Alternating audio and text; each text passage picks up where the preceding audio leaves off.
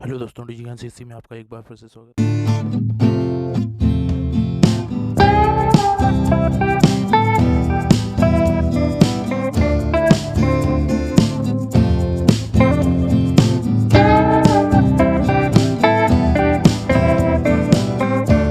2020 में आपको मैंने गारंटी दी थी कि 1000 दिन में आपको तेज इंटरनेट की सुविधा पहुंच जाएगी। आज Kochi Lakshadweep submarine optical fibre project का लोकार्पण हो गया है। अब लक्षद्वीप में भी 100 गुना अधिक स्पीड से इंटरनेट चल पाएगा। इससे सरकारी सेवाएं हो, इलाज हो, एजुकेशन हो, डिजिटल बैंकिंग हो, ऐसी अनेक सुविधाएं और बेहतर होगी।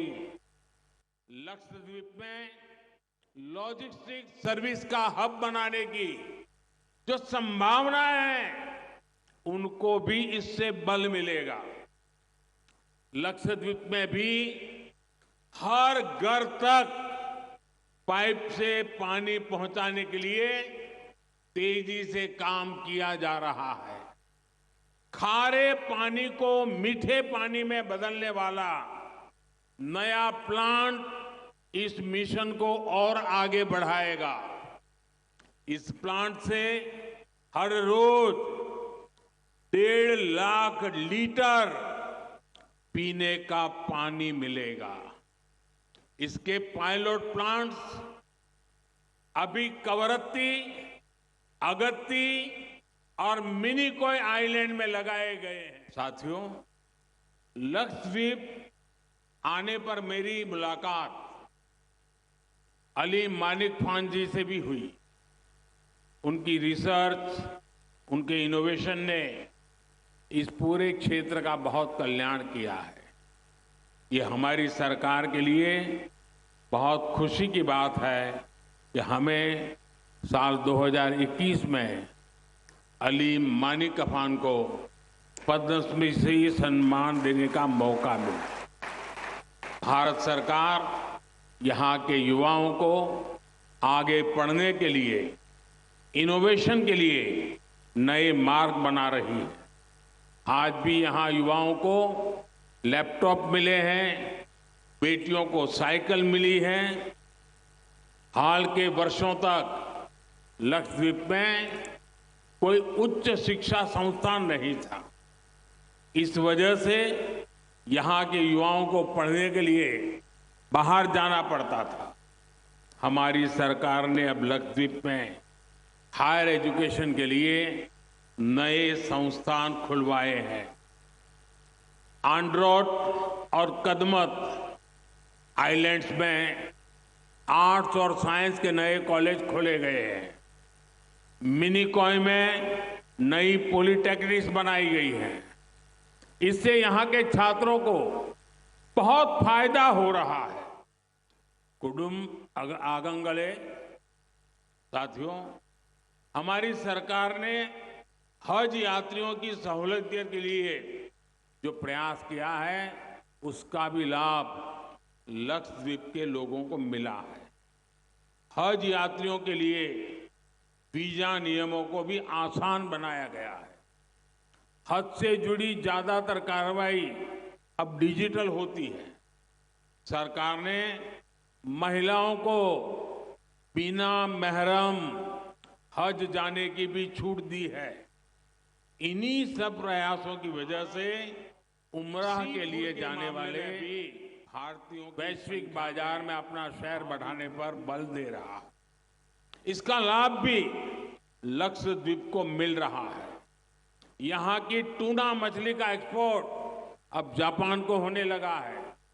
यहाँ एक्सपोर्ट क्वालिटी की फिश के लिए अनेक संभावनाएं हैं, जो यहाँ के हमारे मछुआरे परिवारों का जीवन बदल सकती है।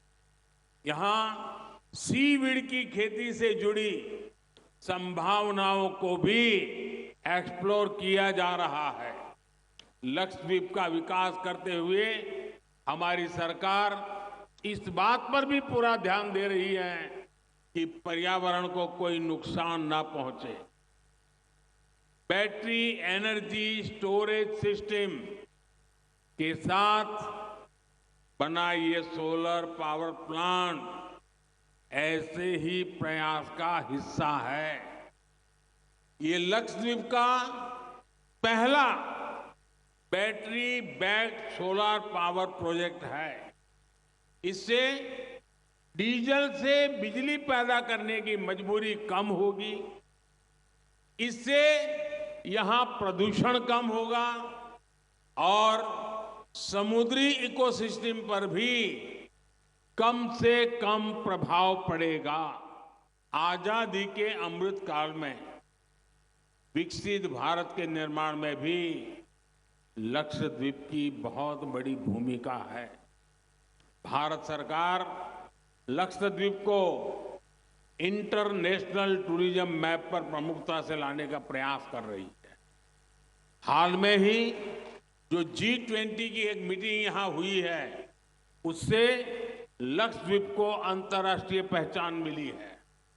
स्वदेश दर्शन योजना के तहत लक्षद्वीप के लिए डेस्टिनेशन स्पेसिफिक मास्टर प्लान बनाया जा रहा है। अब तो लक्षद्वीप के पास 2 ब्लू फ्लैग बीचेज हैं।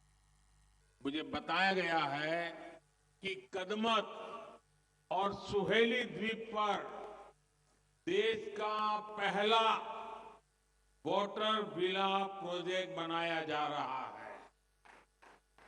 लक्षद्वीप अब क्रूज टूरिज्म का भी एक बहुत बड़ा डेस्टिनेशन बनता जा रहा है। 5 साल पहले की तुलना में यहां आने वाले टूरिस्ट की संख्या लगभग 5 गुना बढ़ी है। आपको ध्यान होगा, मैंने देश की जनता से अपील की है कि वो विदेश घूमने से पहले देश के कम से कम 15 स्थानों को देखने जरूर जाएं। जो लोग दुनिया के अलग अलग देशों के द्वीपों को देखने जाना चाहते हैं, वहां के समंदर से अभिभूत है, उनसे मेरा आग्रह है कि वो पहले लक्षद्वीप आकर जरूर देखें।